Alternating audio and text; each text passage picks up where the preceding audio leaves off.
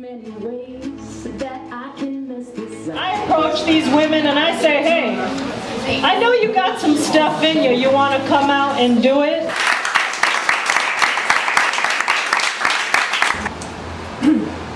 It must be hard to love a woman like me. It must be. I got ways to make you feel no good, as if I should. I make you half crazy, because I am. I'm half gone most of the time. I hoard numbers, but I travel solo. And I'm all over the place. Nina Simone died today. I wish it could go something like this, you know, the sky is open any day now. You shall be released.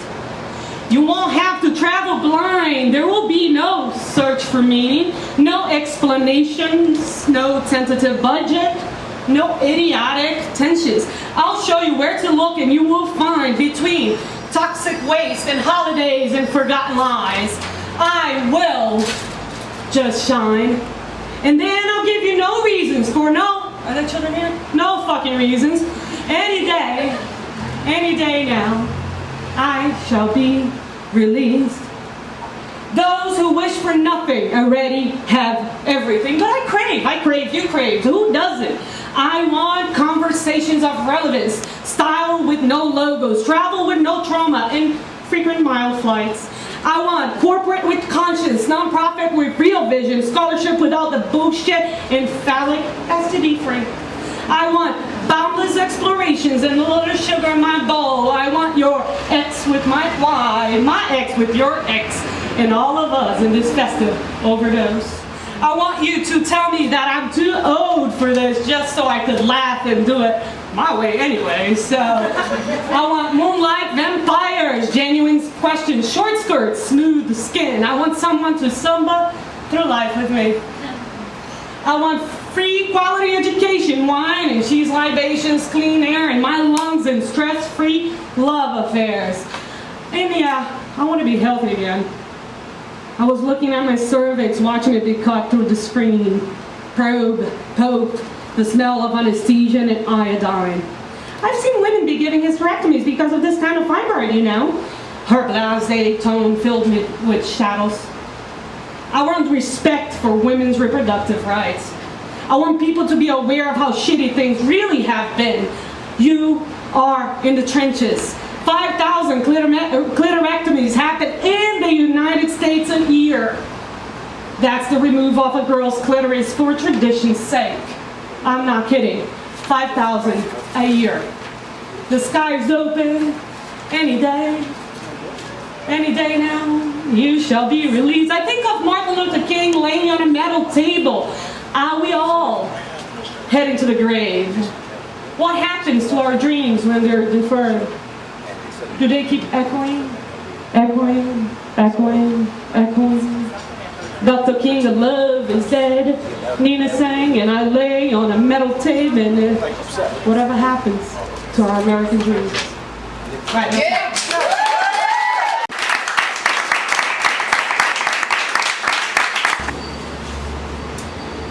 How do we find the secrets to awakening? Do we pick our live scabs until we rip it open? And do we let it bleed until it feels like it? Does it sit there like an untreated cavity, festering, thumping, waiting to be found before it's time for another root canal? How can we truly achieve freedom? We who are not so still young, we who can kill time without wasting our whole lives away. If we look around to see what we have done, we'll still celebrate each victory. We who haven't truly loved our neighbors beyond all things. We who don't accept what we don't understand, not to look foolish. How do we know we're going the right way? We have accumulated piles of securities, endless disposable commodities. We have cataloged happiness at this point. But we continue hungry for more because we do not have each other. What is inherent into all beings? The search for truth? Afterlife, maybe? That's a joke. We build cathedrals and call them traps. We peep from the outside and call those who believe witches or foolish. We don't give ourselves to each other and wonder why our lives are not gratifying. Giving ourselves, giving without conditions. I don't think we're ready for that. Can we package giving with guarantees and maybe a number we can call when life falters? Do we already know everything we're supposed to know? Is it part of our core? How do we backtrack? We galvanize the people and start smiling organizations that we can serve with or without fries. We'll look for salvation without using the word, not to be ashamed that we believe still. But no, we don't use the word love. The message here is more, is it? We keep our death a secret to make our living bearable. We cover up our indifference, pretending compassion, knowing that our indifference is there to disguise the true anguish that covers up our fears. Let's focus on manageable fears. On every day, paying this bill late fear. Just take one for the team fear. I need to lose another pound or else fear. To forget the overwhelming spirals of denial about our own death. Never let them see you sweat. We talk soccer, TV, fashion, reality shows, and so on, so we never have to speak about anything that really matters. Speaking of what matters does not matter. It's kind of passé. We praise our sensible greed and worship our civilized corporations so we don't laugh at ourselves in the end of the day. And that way, we may not be shocked before the lights go off. Whatever happened to our sharp diamond vision? To words that cut through the heart of the matter. We smile in public about what we would only cry in private. We call our purity weakness and emotions hysteria. Are we waiting here to be saved? Are we willing to understand? How can we count the degrees of domination when we are born into bondage and debt? Are soldiers the commander's slaves? Rat-tat-tat-tat-tat-tat-tat. Another black body falling in the forest. Bombs keep falling in brown countries. Are we ready for the brink? Are we willing to be naked and break the chains? How does it feel to be in love? To have nowhere to go on holidays? How does it feel to lose a lover and know that she was never yours to begin with? How does it feel to win the lotto, to watch a child blow up in a mine, to have no food or strength to cry? How does it feel to be the last one in your family to die? How does it feel to wander in the dark and discover that we have been walking in the wrong directions all along?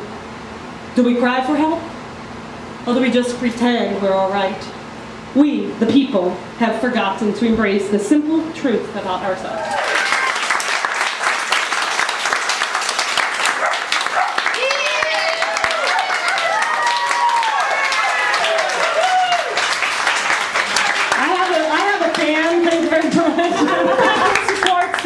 These local business, sometimes, they fall off and we say, oh, I love that place. But, if you just came and got your coffee here or your cupcakes, or if you were having a party and you ordered a cake or, some pizza, come have brunch here, she's going to stay in business and we're going to keep being able to do stuff like this. There's going to keep being artists hanging on the wall and we'll all be happy. So, happy Sunday, everybody!